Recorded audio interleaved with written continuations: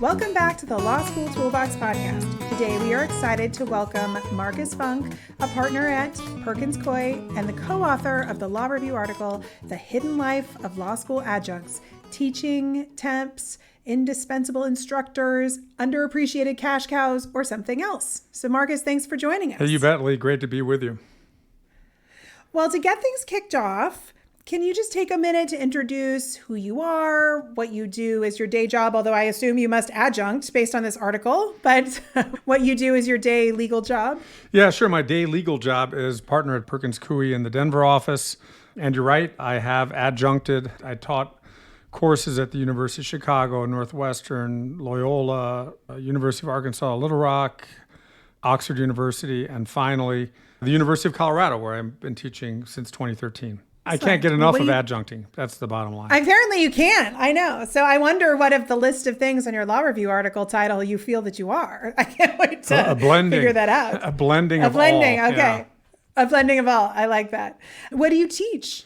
So I co-teach a class on the Foreign Corrupt Practices Act and internal investigations. And in the past, I've taught a whole variety of courses, seminars on the International Criminal Court.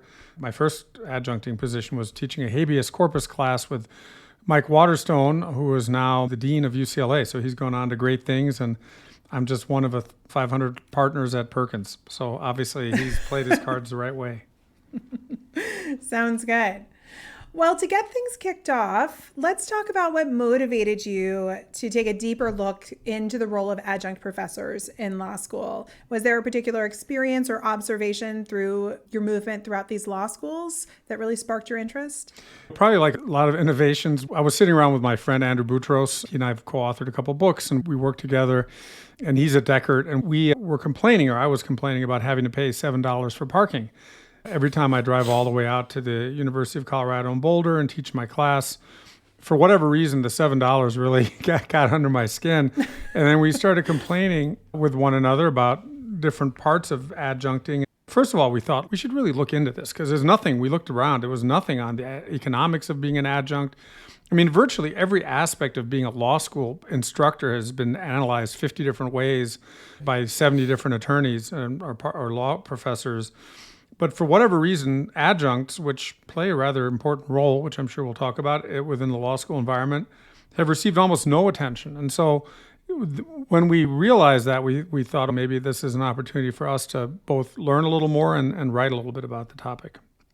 Yes, I think almost every adjunct has something that gets them about the experience. For me, I was adjuncting when I first decided I wanted to leave my private practice and do more teaching.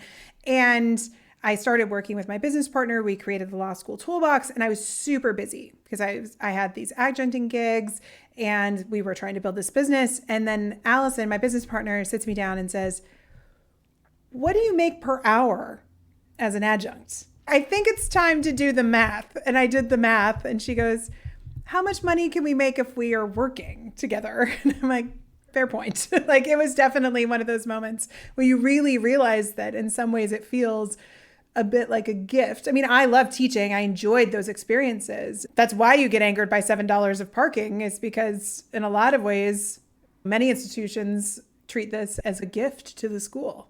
Depending on where you teach, I've got to say I've had different experiences in different places, and the University of Colorado has been great. And I say that not just because that's a place I'm teaching now.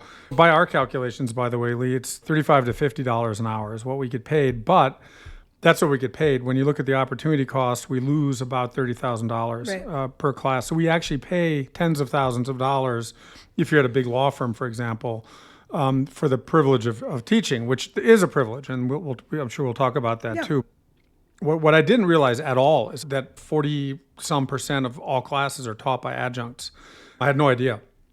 I typically would go into the school, teach my class, and leave. I had no institutional involvement. It seemed to me quite intentional by the institutions at which I taught over the years. I think that's unique, not just to me, that's the feeling a lot of people have. So that was really the genesis of the whole thing, was looking around at sort of the realities of teaching. And then we were lucky to get Eugene Volokh, formerly of UCLA, now at Stanford, involved. And Eugene is an incredibly prolific author and thoughtful guy. And he and I have collaborated on a couple other things. And I thought, heck, I should reach out to one of the most prominent law professors in the country to see if he has thoughts on it. He might just say, you guys are just completely full of it. You should be thankful every day, which some of the feedback we got from professors at top tier law schools was, hey, there are 5 of you for every one we hire, so you guys should be happy you get the job. The response, as you may have read in the article, of course, is that's true for law professors too. There are 5 people who want to teach for every position that's open. There are 20 candidates for every associate position that's open. That's never been viewed as an argument to treat people badly. But Eugene was nice enough to get involved, and so we had the benefit of 2 practitioners, and Andrew teaches at the University of Chicago and has been doing so for a decade or so, maybe a little longer, and Eugene. So it was a perfect combo, I thought, of folks to start thinking about the topic and ultimately writing about it.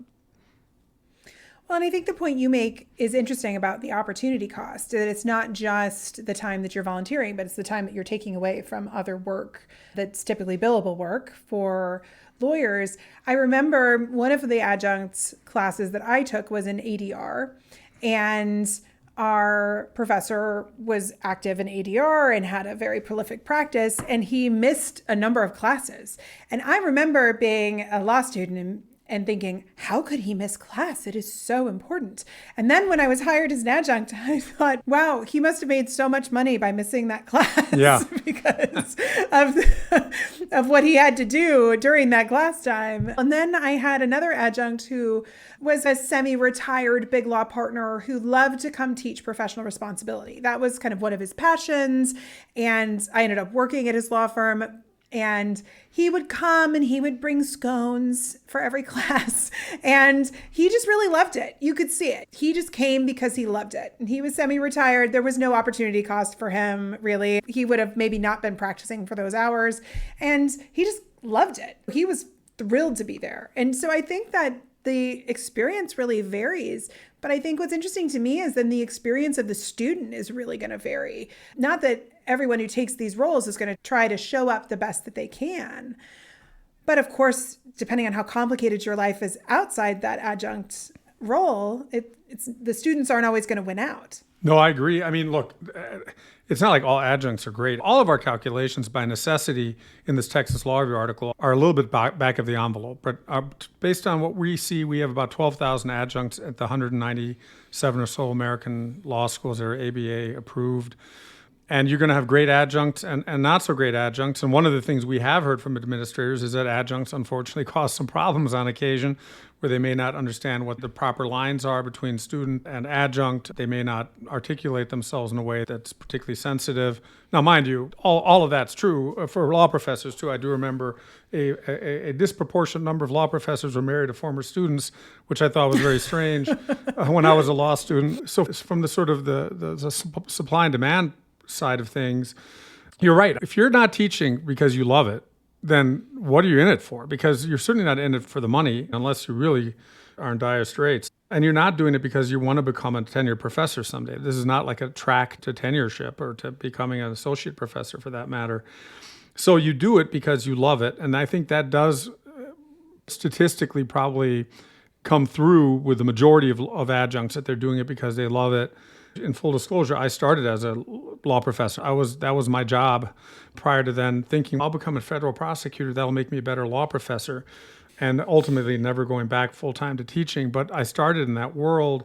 And I know that, number one, a lot of the people who are in scholarship did not necessarily like teaching. In Oxford, there's a university or a college called All Souls where you don't have to teach. And that, like, the dream come true, right? You get paid to do scholarship. You can teach if you want to, but you don't have to. That was always the ultimate experience to get a position there. So I think a lot of the professors, certainly I had, were great teachers, great instructors, but there are also a lot that were just dreadful. I mean, really bad. Mm-hmm. And if you look at reviews, another thing you're not going to find anywhere online or any kind of statistical analysis. You have statistical analysis, but every aspect of law school, but not about reviews of professors. You'll find that law adjuncts do much better than tenured professors do in terms of the student feedback. And I understand why. I mean, you teach the same class year after year. It just gets a little old after a while. Again, not to say all adjuncts are great and all professors are bad. Quite the opposite. There are incredible professors out there who are dedicated to teaching and to furthering knowledge. But I do think adjuncts, for good reason, play a big role in the university environment and are a great investment. It's a 21 ROI as far as we can tell. When you look at what they get paid, I think I got paid like $1,500 or something like that for teaching a class. It's not even my hourly rate is higher than that. Not to brag or anything like that. I'm just saying it's a weird. Well, you're a big law partner. Well, yeah. We all know what those hours are. Yeah, it's not unique to me. It's not unique to me at all, which is one of the problems. I think you're pushing out people who are maybe in public interest law, who work for the government, who can't afford to say, oh, I'm going to do this business development, I'm going to teach, and everyone thinks it's great, and I don't necessarily take a huge financial hit. I think that's not true for a lot of folks involved in different types of practice of law. So I also think by having these very low hourly rates, or I should say rates for the class, stipends, you're squeezing out a lot of really good people who just can't afford to teach. And so you end up getting all big law partners, or a lot of them at least are big law partners.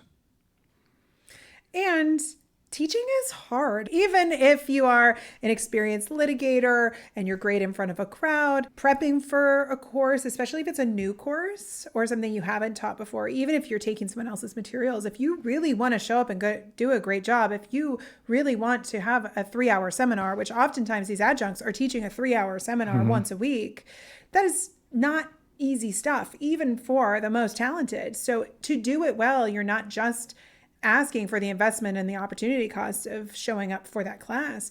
But to prep for that, you don't just walk in and do an amazing job. Just in the same way that no federal prosecutor, speaking as a daughter of a federal prosecutor, would go in and just not prep for trial and just say, I'll just wing it because I'm familiar with the case. You're asking a lot, and there are these silent hours, these prep hours out there. So you can be a great teacher, because just because you're brilliant and successful doesn't mean that you're a great teacher. They're different skills. Totally. And I think it's also interesting when people who are non-litigators were by nature a bit extroverted and like to chit chat in front of people, like the fact that I'm right here with you right now. Whereas a lot of my corporate colleagues are a little less likely to want to speak in front of people. And so I think they also get something out of the adjunct job, because they frankly get exposed to public speaking and the feedback loop that you get, right? We get feedback back from judges and jurors. They get feedback not as much, maybe from a client. So there's some benefits there as well, but you're 100% right. And let's also remember grading finals, preparing for finals, midterms if you do them. And then if you really care about what you're doing, you care about the students. That's the number one thing. Really, the reason I like teaching is because when I was a student, I felt very much kind of adrift until I met one particular professor who really took me under his wing and made a huge difference for the rest of my life. I've always wanted to pay that one back or pay it forward. And so when students want to ask you questions, they want to have coffee with you, they want to ask you about their careers or whatever might be going on in their lives, that's a big part of it. And making yourself available to students to have a genuine conversation about where they are and where they want to be and how to get there is part of the adjunct role. I think they're much more comfortable, frankly, approaching someone who's a little bit outside of their day-to-day orbit than they are the eminent constitutional law professor at their law school. I think that's very true. And I think a point that you brought up about it being very difficult for some folks who practice certain areas of the law or in public interest, financially, this just doesn't make sense to do some of this work.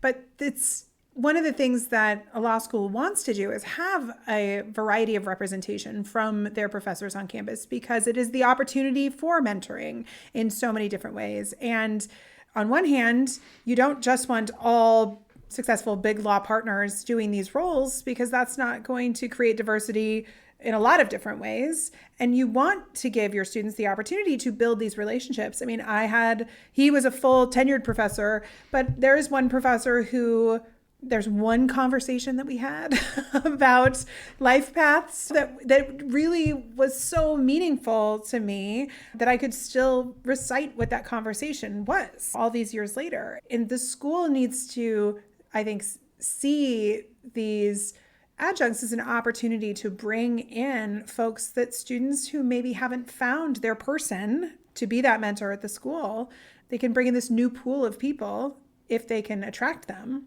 that could allow for a lot more variety in mentors than maybe they can have with full tenured professors. No, totally agree. And one of the things I think schools could really do is, schools are incredibly hierarchical, right? Law schools. You have your tenured professor, you have your associate professor, you have your clinical instructors, you've got your clinic employees. There's a strong hierarchy, and if you spend any amount of time around a law school and have the benefit, or maybe it's not always positive, but to understand sort of the dynamics, you quickly realize adjuncts are like at the bottom of the hierarchy in the minds of most of the people who are in the hierarchy. Most of us don't even think of ourselves being involved in a hierarchy. But that's one of the things that I think is also unfortunate, because I think professors who engage in deep scholarship could really benefit from adjuncts, and adjuncts could benefit from professors. One of the things that we write about in the article, and something I've tried to do, is at every university at which I've taught, I try to get to know the other professors who teach the same topic. So typically I teach criminal law, broadly described. So I'll reach out to the other criminal law professors, the real professors, in quotes, and ask to have coffee with them, to introduce myself, to talk about shared interests, how I'd love to have them come to the class, just to introduce myself to them. And I've got to say, my hit rate is like 20%. Out of 10 professors I email about getting together, maybe 2 of them make themselves available ultimately. And that's at every institution I've ever taught at.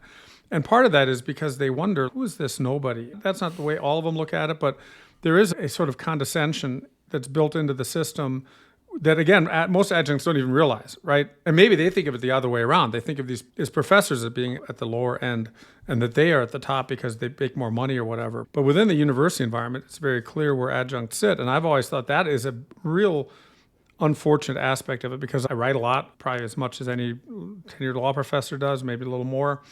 And I always love hearing from them and getting their input because they do deep, deep scholarship. I just wish there was a little more interchange, which is one of the things we've pushed for. You'll remember, Lee, at the bottom of our article, we have 18, 17 proposals for universities to follow. And the really cool thing has been, as recently as yesterday, I got an email from a dean of a law school saying, hey, just so you know, we're giving away faculty awards, and we've now started to give awards to adjuncts as well. And that comes 100% from the article you guys wrote. And we've gotten dozens of emails where faculty members reach out or deans reach out to let us know that they've adopted this, that, or the other aspect. In some cases, almost all aspects of the recommendations we make. So again, the goal wasn't to beat up on professors and be like, oh, you guys are horrible and we're the greatest, but to try to say, look, hey, we're over here, wave our hands a little bit, we're over here. We've got something to add, not just in terms of providing bodies to teach classes, but a vibrant law school community should have an active interchange between faculty, students, staff, adjuncts. The whole mix should be properly, I think, there should be cross-pollination. And unfortunately, in a lot of places, that's the exception. Well, I think that's so true. And the adjuncts end up often being more of the boots on the ground and what's happening in the quote unquote real world, right? The thing about tenured academics is it has been oftentimes a very long time since they have practiced law. And the world is changing incredibly fast, and adjuncts provide an opportunity for interchange of how things are playing out in the day-to-day life of the quote-unquote real world that an academic who's writing more theoretical papers is not necessarily going to see. They might have professional contacts and still do some of that networking. But I think it does create a really rich opportunity for the schools, if they can capitalize on those relationships, to use adjuncts to inject some real world experience of what's happening boots on the ground right now, which you can't often get once you've been a professor for a long time. And I haven't practiced law in a long time. I'm rusty, I'll be honest. I'm a much better entrepreneur now than I would be a practicing litigator, because that's what I do now. That's fine. There's no criticism. I shouldn't teach a class on criminal law now because I don't have a lot of practical experience. I never taught a class on criminal law, but that's not where my practical experience is. I can teach classes on exam taking and the bar exam and legal writing and the things that I do on my day-to-day life. But everyone can have their role. We can all learn from each other as long as everyone's open, which isn't always a word that is often used to describe law school administrations, is open to feedback and change. No. One of the things you'll see is there's a weird sort of inverse relationship between practical experience and ranking of law schools. And I've been lucky enough to get invited to guest lecture at Yale and Harvard and other places, and I'm always happy to do it. So please, universities, if you're hearing this, don't take me off of the Christmas card list or the holiday list. The higher up you go, first of all, the less they use adjuncts, but also the less they have anyone who's ever practiced in any True. case. So when you say that they're rusty, they're not rusty because they were never forged. They never taught any kind of law. Most of them don't even have a bar exam passing. They never pass the bar exam. So the higher up you get in the echelons, the more pure academics you see, and the more they kind of eschew and almost find practitioners to be truly second or third class citizens within the scholarly confines. As one of our people wrote us an email, said that they were in the basement of the ivory tower, which I thought was a funny way to put it. Whereas if you go down to the 197 ABA approved law schools, if you go down the rank, not that rankings everything, but you go down the rankings, you find they're populated almost exclusively by people who've been practitioners. One of the curious things, the ABA has a standard 403, that says that you have to make sure that 50% or more of your students have been taught by full-time professors. Well, one way schools do that is they have all those big classes, you may remember, like the big con law class or whatever with 100 people in it. Those are almost always taught by full-time professors. Actually, more than half of the classes in second and third year are taught by adjuncts, but they get around this 403, more than 50% number by salting in a lot of the big classes early. Whereas the schools that are more practitioner-oriented, maybe let's say not as highly ranked schools, most of their professors maybe have never written a law review article. I mean, they're full-time professors, so they quote-unquote count for the ABA, but they're not hardcore academicians. They're practitioners who quit practice and became professors. So I agree with you. I think the mix is important, but that it's an interesting observation. Again, no one's written about that I've ever seen about how, like, at the top, there's so few practitioners, and at the bottom, there's so many. Yeah, that is really fascinating. And I have to share one of my favorite stories from one of my favorite students of all time, who I do not think listens to the podcast. So if he does, he knows this is about him. But he was at an Ivy League school, and he was prepping for his criminal law final. And he was being taught by a very famous and theoretical criminal law professor. But the exam was a straight up issue spotter. I mean, looked like a bar question. And so he sends me his work to give him some feedback. We're doing practice exams, and I get it. And he's written about theories of crime and punishment. And I was like, that's not at all what this question's about. I said, where's the law? It's homicide. Somebody died. And he just looked at me blankly on the Zoom screen and was like, what do you mean? And I had this moment where I was like, has nobody taught you homicide yet? And he's like, and I said, okay, well, here we go. I can teach you homicide. Maybe the theories of crime and punishment aren't my thing, but I can teach you the black letter law for how all this stuff functions. But that's what you're being tested on. Maybe you'll have a policy question about crime and punishment, but that's what this question is testing on. This was very early in my career of working directly with students, and it was such an eye-opening thing for me to see that I'd heard that about the elite Ivy League schools. If you don't have relationships with these adjunct professors or with individuals who have been out there and practicing law, you really can just go for quite a while and lose some of the practicality about how the law functions and just live in this theory-based ivory tower. And if you want to practice law, you got to know some black letter law. Yeah. I realize you can look it up, but you at least are going to have to pass the bar, which is all full of it. Maybe once they change over to the next gen bar, but you're still going to have to know something. So you're going to have to I have learn to confess, secured transactions. I didn't even know what that was when I graduated from law school. Trust and estates. I remember some of these terms very vividly just because I remember sitting down in my Kaplan class and being like, holy crap, I've never taken these classes. I should have, but it's time to learn them now. I know, right? I didn't take trust and estates either. Yeah. I was cramming for that one as well. So one of the other things that you mention in your article is that adjuncts, although they are the whim of the law school, really don't have any voice in any sort of institutional governance, how a law school is run. And so why do you think it's important? Is it just the number of adjuncts that are floating around? But do you think that adjuncts need to have a voice in how a law school is being run? Yes and no. I don't think the adjuncts necessarily should have a voice in how the school as a school is being run.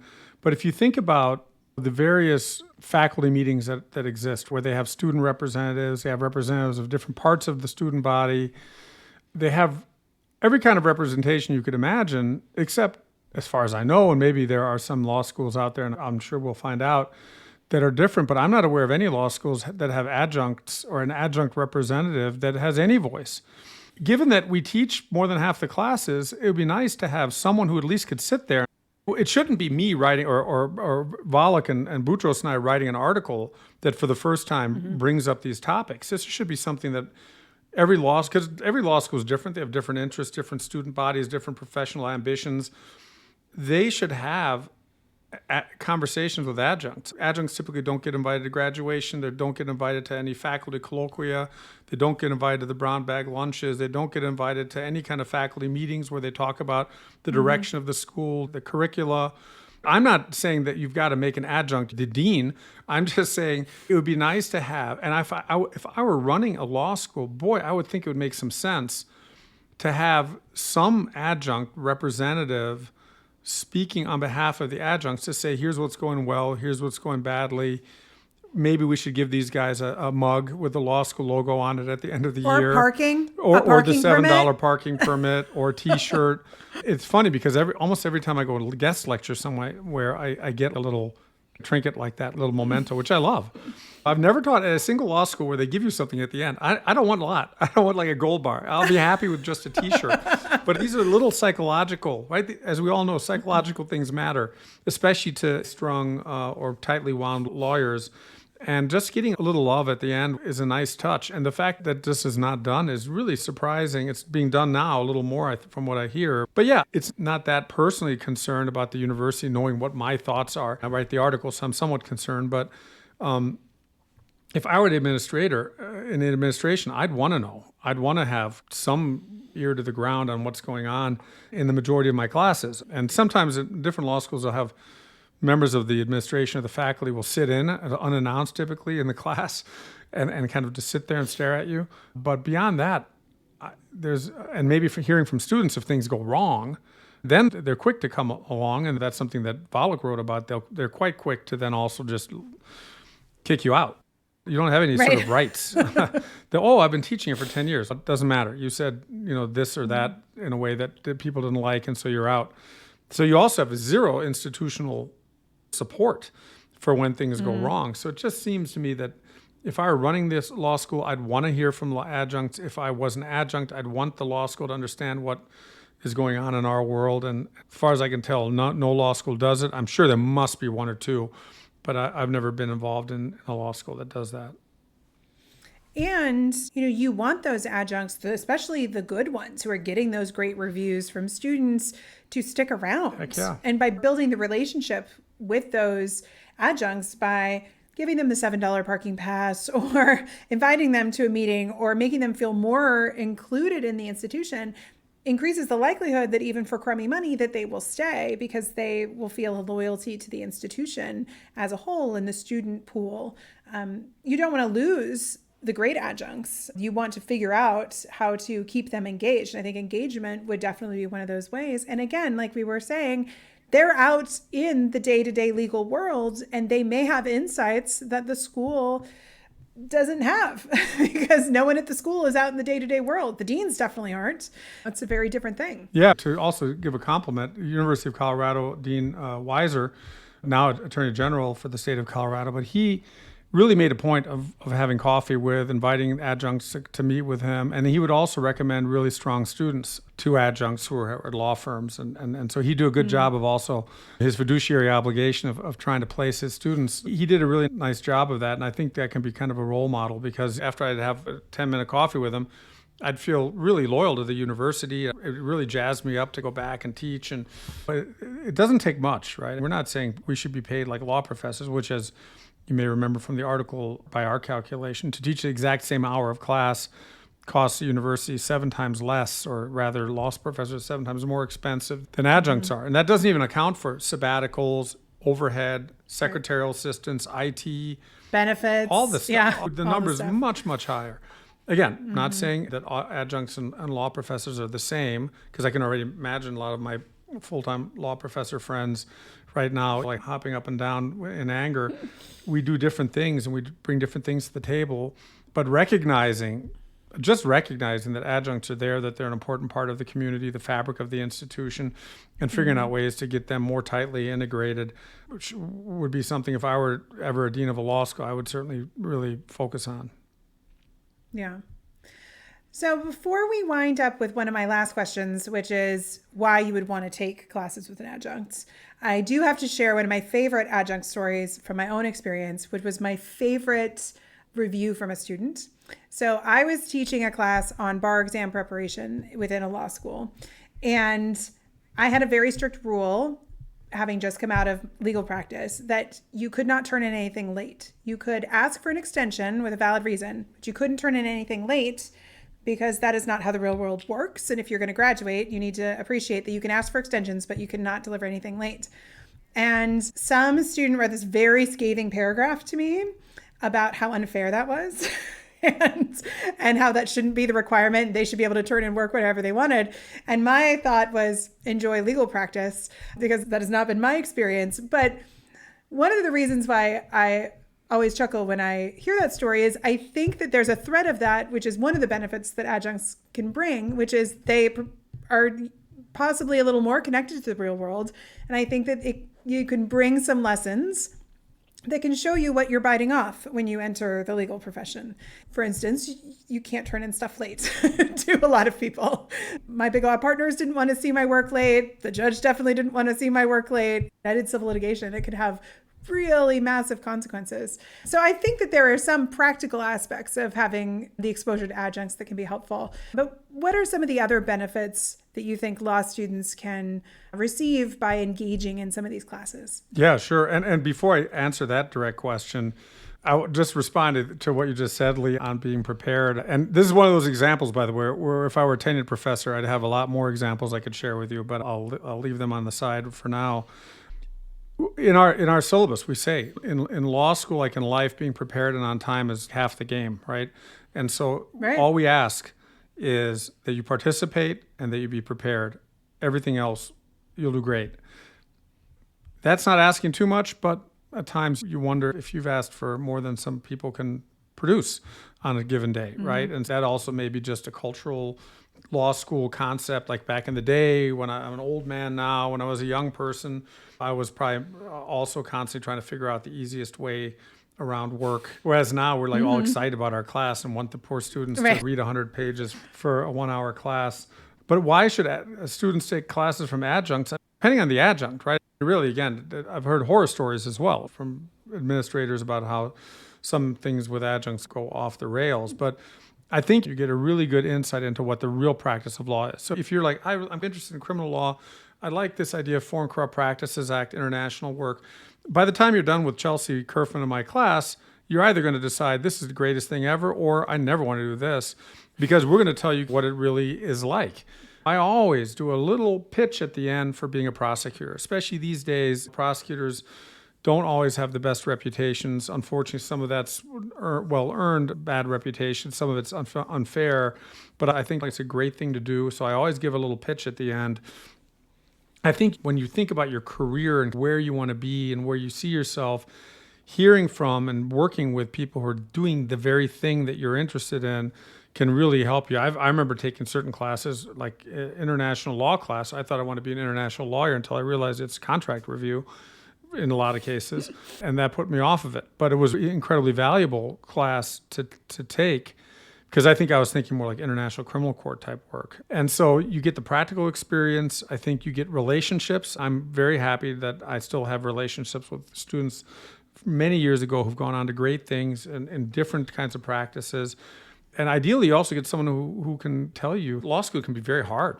For me, my first year in law school, I did pretty poorly. I was really not used to that. And then I got Dan Polsby, who then became the dean of George Mason. But when he was still at Northwestern, he became my mentor. And he sat down with me and talked to me about how to take an exam and how to answer questions, which was very different from what I was used to. Putting everything in and then just saying, here, there are 5 possible answers. Here's why 4 of them are wrong and one's more likely to be right than the other 4. And just in my later life, having a person to talk with, if you don't have lawyers in your family, I think adjuncts can be more approachable in a lot of cases. Now, Polsby was a tenured professor, again, who I owe so much to. But adjuncts are approachable by and large and relatable because they're doing what you think you're going to be doing in the rest of your life. And so I think that's one of the biggest benefits from adjuncts, in addition to the war stories, which students, depending on what wars you're talking about, they tend to like to hear those. True. As we wrap up, because we're just about out of time, I do enjoy asking guests who work with the current law school population, which you do in some of your roles, what are 3 things you wish law students would know or take to heart? This is so lame, but it's true, that there's no way around working hard, right? In other words, the hustle, the grind that has to be in your blood if you want to be successful. I wish you had told me this, and now I'm like flat-footed. This is good, though. I'm so sorry. I know I usually give this ahead of time, but then I realized I didn't put it in my notes to you, and then I'm like, I'll just put him on the spot. No, that's good. I feel like I'm back in the Seventh Circuit in front of Posner Easterbrook. So that's one thing I wish law students would know. Is it know or do, or is it just know? It's know or do. Yeah, asking questions, right? Not being afraid to ask questions. I've had students who ask the funniest questions that are totally, half the time, they almost reveal that they've not read a page, but they ask the questions, and being involved in class, and then being empathetic. The third one is empathy, because too many students, they are hierarchical, right? I am going to be in the top of my class. That person's in the middle. I'm on law review. That person's not on law review.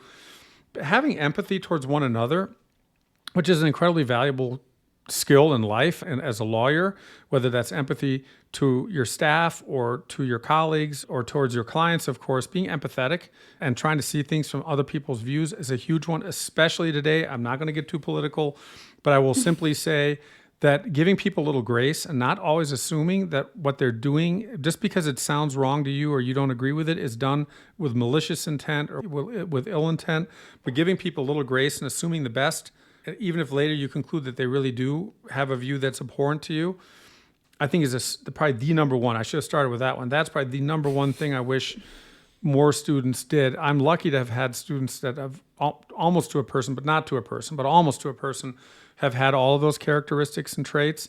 But I've been around students and I've been around faculty members who've gotten their careers ruined because people just assume they mean things.